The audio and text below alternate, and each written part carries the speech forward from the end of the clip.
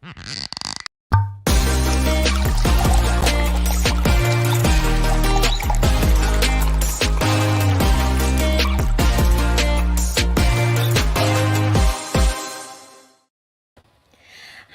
thanks so much for joining us today on Uncorked PA.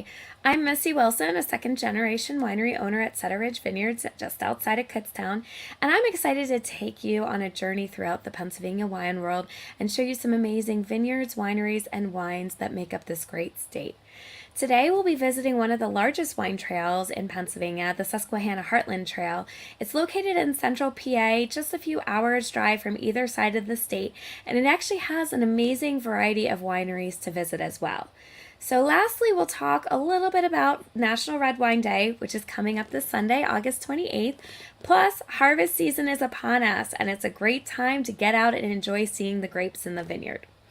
If you're looking to explore wineries of Pennsylvania, a great starting point is actually the Pennsylvania Winery Association's website at pennsylvaniawine.com.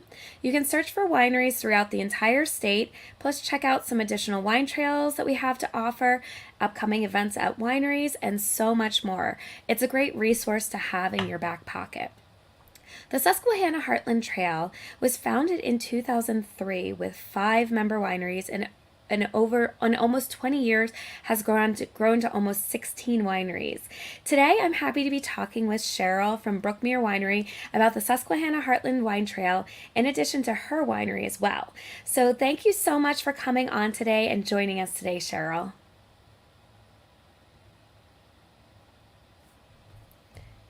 Glad to be here. Thanks for asking. Yeah, no problem. So let's start first with the Susquehanna Heartland Wine Trail. So currently, you guys have 16 member wineries on the trail, which is amazing, and it's great because there must be such a variety. But is there a lot of distance between all the wineries on the trail? Just to be correct, we do have 17 members. Oh, 17, and, yeah, wonderful. it's exciting. And gosh, yeah, there's probably as close to maybe 15-minute drive to a 2-hour drive. I would say from one end to the other, we could be looking at a 2.5-hour drive. But each kind of corner of the wine trail has several that you can hit, 3 or 4 before you make a longer drive. Wonderful. So Brookmere is located in Belleville, which isn't actually very far from Lewistown, which for people who aren't familiar with the area in the state is pretty much like smack dab right in the middle of Pennsylvania. We So are. you actually have a bunch of wineries nearby in your area that they can visit while they're doing if they're doing a wine trail. That one actually has a lot of wineries in your section. So what are some of the other wineries that are close by that people can visit either right before or right after visiting you? We have Hallstone Hollow in Lewistown, and probably about an 8-minute drive from them is Burnt Timbers. They're one of the newer wineries on the trail. And then also close to them is, whoops, just skip me, Hungry Run Winery. So, yeah, 3 right there in Lewistown, and then we're about 15 minutes from them. That's wonderful. So, in the next couple months, I feel like I've noticed, being in the wine industry, people really love to come out during harvest season. It's when people really start embracing wines and wineries and visiting vineyards. So, we definitely recommend from here to the early fall, seeing the changing of the leaves is perfect too. But if they want to start even planning a little bit further out for like their trip, late fall, early winter, you guys have a wine trail event that's coming up that starts in November for you. Can you tell us a little bit more about that event? Yes, we call that the Susquehanna Heartland Wine Trail. And when you visit, you can go on your own pace at, whichever wineries you want to start with and just kind of go. But you're going to get a wreath at the first winery that you go to. And then also every winery then you're going to get a cookie cutter and a recipe from wines that are made from that given winery. So the recipes are going to be fun to keep forever. Your wreath, your cookie cutters, hopefully you use those year after year. And it's fun when people post their wreath after they've completed the trail with all their different cookie cutters and what else they've maybe added to it to make it an exciting wreath for the holidays. That's wonderful. So you have this wine trail event, and then you also have one other really a larger event that you host in the spring as well, correct? Yeah, we call that our spring fling.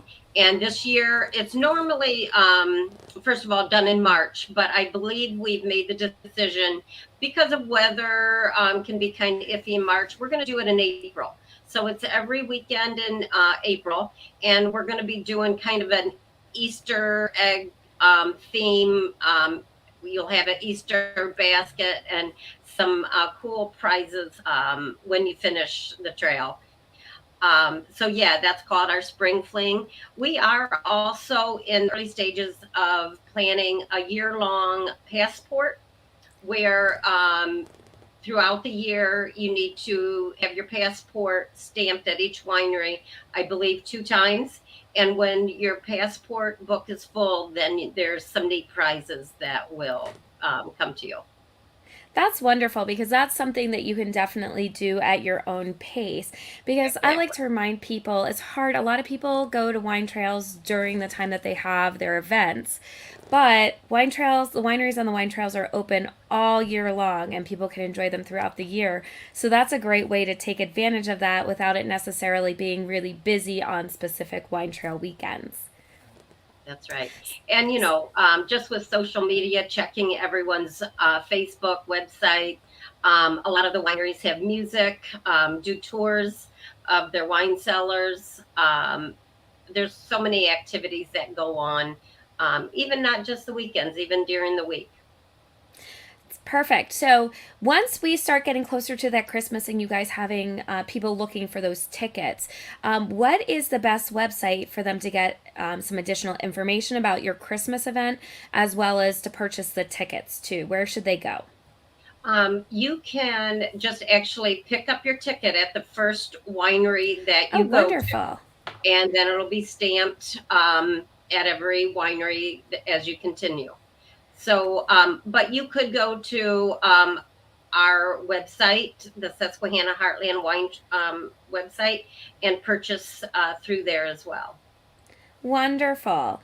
So, speaking about being open throughout the weekends and throughout the course of the weekdays as well, let's transition and talk a little bit about your winery, Cheryl. So, Brookmere. So, can you tell people a little bit about your winery, your location, what kind of wines you have, how often you're open at this point in time? So we're one of the older wineries in the state, which is pretty cool. We are going to celebrate 40 years next year. That's Um, amazing. yeah, it is. We are really right dab in the middle. We are close to Penn State, like 30 minutes from Penn State. Uh, we have about 10 acres of vineyards that are just beautiful to stroll. We will have different music events as well going on, especially on the weekends, of course. Um, we're proud to grow most of our grapes.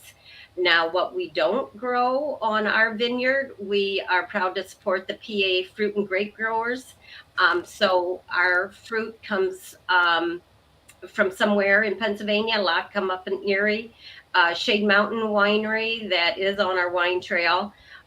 They offer us some nice grapes as well. Fantastic grape growers that we're proud to support. That's wonderful. So, what types of grapes do you guys grow in your vineyard right now? We're doing Chamberson. We're doing Seyval. We're doing Cabernet Franc. So those are our three main ones that are really exciting to watch. Yeah. Yeah, we were just talking a few minutes before the show started, and we were talking about harvest season, which is right upon us, right about now, where people really love coming out and seeing everything. And you had mentioned that your vineyard's looking, except for the fact that we all kind of need a little bit of rain right now, your vineyard's looking amazing, and you're getting ready and excited. Yes. Yeah. Harvest is a fun time.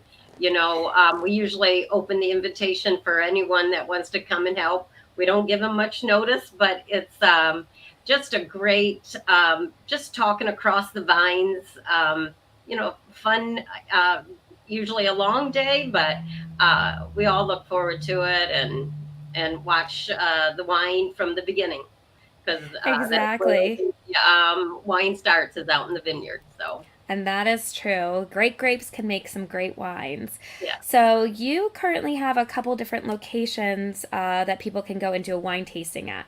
So, can you tell us you have your main location at the winery, but you also have an additional offsite location as well? So here in Belleville, we're open every day, 10 to 5, Sunday, noon to 4. And then we also are in Adams County on the square of New Oxford, just right outside of Gettysburg. And that's just a whole neat area as well. We've been down there for about 15 years. And our daughter Alicia runs that location. And she has a knowledge because she kind of grew up here. So she really has knowledge. And she has a good staff that supports her. And they have great music events every other Friday. And yeah. Wonderful. So, in addition to the public events that you have open for everybody else at the winery, you also do some private events as well, correct? Oh gosh, yeah. Um, every weekend there's a wedding, plus probably a class reunion going on or baby showers, bridal showers. We have two venues. We remodeled our 1800s Pennsylvania Bank Barn in 2014, and that sits above where all the winemaking and our store is. So a really cool rustic venue that we loved remodeling and preserving the 1800s barn. And so then we also have a vineyard pavilion that's a pretty dressy pavilion, a little larger, and from weddings to big concerts that we can have. So it's nice having the two venues to have some great events that bring people onto the farm. We have Exactly. a really beautiful seating area that we just developed since COVID because people just really like to be outside. But we kind of call it a beer and wine garden, and we really support the PA micro breweries, craft beers. So that's kind of fun. And of course, our wine, and it's just a quaint seating area that overlooks the farmland. Which is beautiful. It's always a beautiful sight. I love and people really enjoy when they go to a winery and they get to see the grapes actually growing on site because it's not a view that people get of every single winery that they go to. So Yeah. it's always wonderful and beautiful to see the vines and where your wines are actually coming from as people get a chance to taste everything too. Yeah. So Or if people are people excited to see where their wine comes from. Yeah. Exactly. So if people are interested in getting some additional information, refreshing like the hours and what kind of events and music that you've got going on, what's the best website? What's your website that they can go ahead and get some information about that? Or say they're ready to plan their wedding and want to do a wedding in a vineyard. What's the website that we can send them to? Very simple. It's brookmerewine.com. Perfect. Well, thank you so much for all this information, not only about the Susquehanna Heartland Wine Trail, but of course your winery, which is Brookmere. Don't forget to go out and visit the PAWinetrail.com for additional information about the wineries on the Susquehanna Heartland Wine Trail and their upcoming Christmas event. But if you're looking to stop by Brookmere anytime before or after that for a tasting or to enjoy one of their upcoming events, you can find their additional information at brookmerewine.com. So thanks so much for joining us today, Cheryl. Thanks for asking. Have a good Yep, day. definitely. So, as Cheryl had mentioned a little bit earlier, the Susquehanna Heartland Trail actually is a very diverse and widespread wine trail. She had mentioned that there are several different groupings of winery that can make for that really great day or weekend trip. Or if you want to make it into something larger, you can take the travel all the way across the trail over the course of a couple days. So you can start your trip up at State College, and you can make that into either a day or a weekend easily. And as we know, up in State College, with Penn State being there, among other things, there is plenty to do all year round. There are college sports left and right, anything that you enjoy, whether it's football, basketball. They have baseball, ice hockey, gymnastics, rugby, so much more. Sports are constantly going on through the majority of the year. You can always catch a game while you're up in that area. If you prefer the outdoors, you can enjoy hiking, camping, and kayaking. If you're more of a winter sports fan, they do have a ski mountain close by as well. And you can also make sure you grab that scoop or two of ice cream at Penn State's famous creamery. Plus, on top of all that great stuff to do, there are 3 amazing wineries that are on the Susquehanna Heartland Wine Trail that you can visit as well. So you can enjoy that day trip just relaxing at one, or you can hop from each one as they're not too far away from each other. The options that you have are the Happy Valley Vineyard and Winery, Mount Nittany Vineyard and Winery, and Seven Mountain Wine Cellars. If you're looking to plan to make that trip into an overnight or add some food and other attractions at the same time, a great resource for you guys would be the Happy Valley's Adventure Bureau's website, which is at actually happyvalley.com. So that's the one section on the northwest section of the Susquehanna Heartland Trail. If you head over to the eastern side of the trail, you have Faro Vineyards and Winery located in Lewisburg, Shade Mountain Winery in Middleburg, and Spyglass Winery in Sunbury. And if you're looking to head out that way, you should revisit our podcast that we did in March, where we focused on that north central region and we talked to Faro Vineyards and Shade Mountain Winery, and we also included the Susquehanna River Valley Visitors Bureau. So it's a great place to really get your bearings and get some ideas if you want to visit the eastern part of the trail. Don't forget about the Lewistown and surrounding areas where Brookmere is located, as we talked to Cheryl about. The wineries there's Burnt Timber Winery, Hallstone Hollows Winery, Hungry Run Wine Cellars, Juniata Valley Winery, and Oliveros Winery. If you're looking to add some restaurants, lodging, or other attractions at this stop, the Juniata River Valley Visitors Bureau at jrvvisitors.com has a great resource for both daily and seasonal events as well. And lastly, if you head towards the southeastern part of the Susquehanna Heartland Wine Trail, there are several wineries that actually go along the Susquehanna River, and they follow up towards Schuylkill County. So you can enjoy the beautiful afternoon visiting the wineries, driving along the river, and then heading out towards you have Armstrong Valley, Buddy Boy Winery, the winery at Hunters Valley, Brunias Creek, and Broad Mountain Vineyards, as well as Red Shale Ridge Vineyards. Again, if you're looking to add those additional stops in, Schuylkill Valley Visitors Bureau has more information at schuylkill.org. So, you're now looking to go out and visit some wineries, whether it's on that wine trail or you're putting together your own itinerary. Whether you're doing it during a wine trail or event or just on your own, here's a few tips for you just to make sure that you can have the most enjoyable experience for you. A key thing is, and as we had talked about with Cheryl earlier, during wine trail weekends, things might be a little bit busier than you would normally see. There's a lot of people coming out for that specific event, so you're going to have a lot more people going in and out of the tasting room. So you're going to want to make sure that you definitely have a little bit of patience during these times. In general, whether it's during a wine trail event or throughout the course of the year, most wineries tend to get busier after they've already been open for a few hours. So if you want to enjoy that space and a little bit of quiet time and maybe time talking to the staff behind the tasting bar, the best time to visit a winery would probably be on the earlier hours. So when they first open or the first couple hours that they're open, so earlier in the day when it gets a little bit less crazy.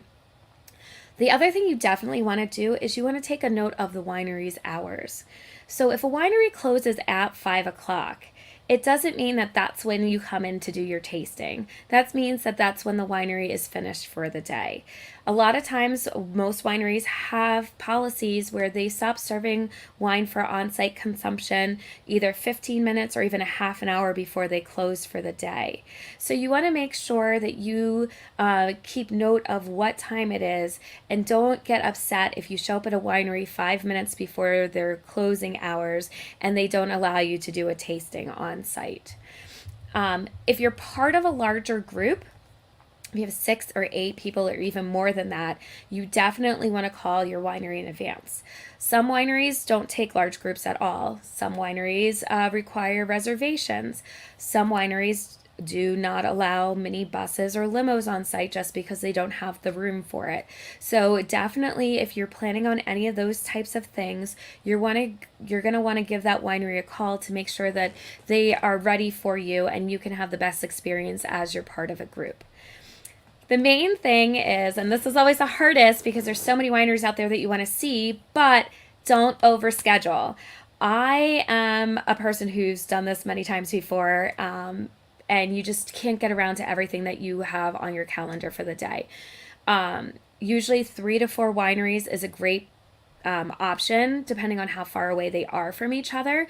In addition to that, you want to make sure you spend a decent amount of time at each winery. Wine is supposed to be fun and relaxing and enjoyable. So when you think, oh, I'm going to go to this winery and do a tasting real quick, and you think, oh, I'll only be there 20 to 25 minutes, a lot of times it actually ends up taking longer than that. It depends on how many people are in the tasting room before you. But in addition, there's a lot of times where once you start sitting and relaxing, a lot of times wineries have things like music, food trucks, other events going on at the same time that you really end up wanting just to stay a little bit longer, to enjoy the atmosphere a little bit longer. So when you're planning that trip, always plan to leave at least 45 minutes to an hour or so at each winery, just to make sure that you have as much fun and you enjoy yourself without feeling like you have to rush out of somewhere. Plan for food. This is a very, very important one. If you're spending your day going from winery to winery and you're doing tastings, even if you're just doing a tasting at each winery, each tasting, each flight tends to be about a glass of wine. And say you have 3 or 4 or 5 different wineries on your trip, you're now drinking 3 or 4 glasses of wine throughout the course of a couple hours with no food in your stomach. So you'll want to make sure that you definitely have food on your itinerary. Some wineries allow you to bring in lunches and or snacks, but you definitely want to check each winery's policies because some do not allow outside food. If you're going on a weekend, a lot of times wineries on weekends have food trucks available, and some even actually have restaurants on site as well. If they don't, and a lot of them even carry small snack items, cheese and crackers, things like that. If none of those are available, you definitely want to make sure you schedule that stop, whether it's a fast food restaurant or a sit down eatery that you can hit between a couple of the wineries just to get some food into your stomach.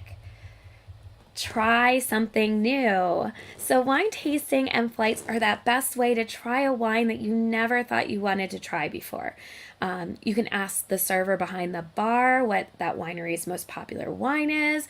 You can ask the server what their favorite wine is. A lot of times they also should be able to suggest some wines for you based on what you're currently drinking that reflect easily into their tasting list. So for example, you like Merlot, they don't have Merlot on the tasting list.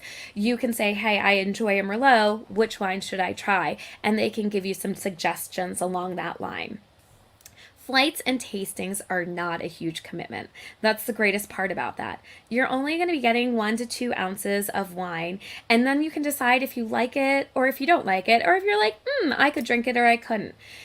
Which is a so much better way of doing things than going to the state store, buying a bottle of wine, coming home, and pouring that wine and realizing you don't want anything to do with that.